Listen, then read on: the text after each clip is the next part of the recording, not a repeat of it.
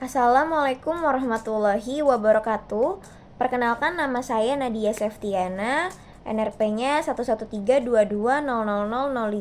Saya dari Prodi Teknik Industri Angkatan 2022 Institut Teknologi Indonesia. Dalam video ini saya akan menjelaskan data dari Badan Pusat Statistik mengenai data jumlah tindak pidana menurut kepolisian daerah pada tahun 2021 dan 2022. Berikut kita lihat dari cuplikan datanya. Dari gambar tersebut dapat kita lihat terdapat data jumlah tindak pidana dari berbagai wilayah pada tahun 2021 dan 2022 dari wilayah Aceh sampai wilayah Jawa. Nah, data ini memberikan gambaran kita untuk mengenai tingkat kriminalitas di berbagai wilayah di Indonesia selama periode tersebut. Saya akan menjelaskan secara ringkas beberapa poin penting yang bisa kita lihat dari data ini.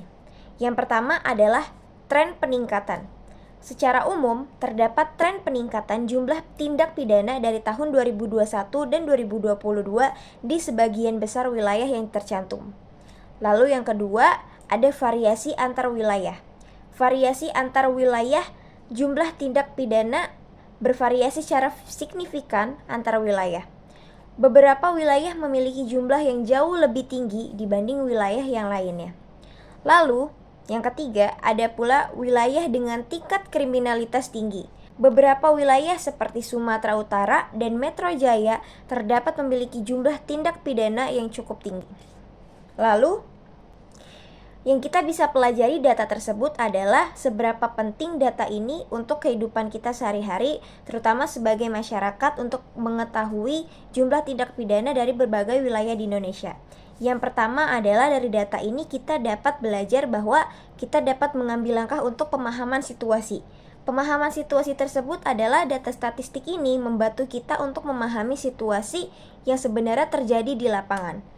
Dalam hal ini kita bisa melihat secara kuantitatif seberapa besar masalah kriminalitas di berbagai wilayah. Lalu yang kedua adalah pengambilan keputusan.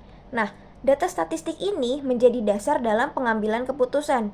Pemerintah, penegak hukum, bahkan masyarakat dapat menggunakan data ini untuk merancang strategi pencegahan dan penindakan kejahatan yang lebih efektif lagi.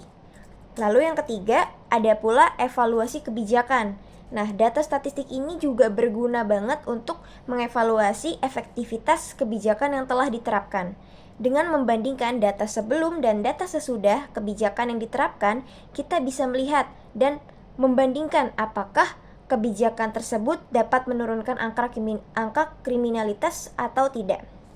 Lalu, yang terakhir ada pula perencanaan. Nah, data statistik ini dapat digunakan untuk perencanaan jangka panjang. Misalnya dalam perencanaan pembangunan infrastruktur, data kriminalitas ini bisa menjadi pertimbangan untuk meningkatkan keamanan di wilayah tertentu.